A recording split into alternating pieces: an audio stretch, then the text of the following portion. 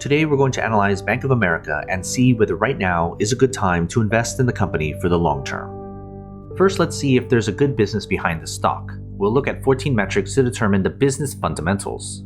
The first set of metrics deal with the company's financial health, with its projected earnings growth for the next 5 years, its profit margins, its effectiveness, which looks at the company's returns on equity, assets, and invested capital, and then the employee value, which looks how much value the average employee adds to the business. You can see the values for each of these metrics, as well as the point totals awarded in the bubbles. The next set of metrics looks at the investment opportunity afforded to shareholders. Here we get the dividend yield, its payout ratio, which is how much of the company's earnings are going out to pay shareholders, and the cash and cash equivalent the company has in order to pay dividends, reinvest, and off the debts it has on its books. Again, you can see the values for each metric as well as the points given for each. This third set of metrics deals with the valuation of the company's stock based on its business. Think of the P ratio as a measure of speculation around the stock. We want them low. The PEG ratio adds earnings growth with the PE ratio. Then, the 200-day simple moving average is the average stock price over that period. We want that low because it means we have a cheaper stock price. And then, short float is basically how bearish other investors think of the stock. For these 4 metrics, we want the values to be as low as possible. That will give us a higher point total within the bubbles. And the fourth set of metrics look into other relevant data.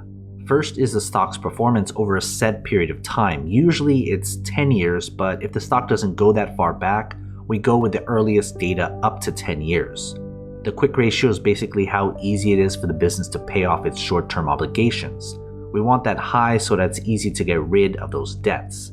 And then Wall Street is the average consensus rating Wall Street analysts give the stock, from a strong buy of 1 to a strong sell of 5. Again, the better values get a higher point total. Adding everything together, we divide the points awarded by the maximum points possible, which is 70. That gives us the business grade for the company. We want the business grade to be above 50, meaning it has a better than average business. But of course, we can't forget about the fair price and whether it's the right time to buy the stock. I use a discounted cash flow model taking into account a 10% margin of safety. That translates into the company's fair price and how many percentage points above or below its current price the stock is. When we compare those numbers with the table below, we can see where the company's stock lies in its intrinsic value spectrum right now.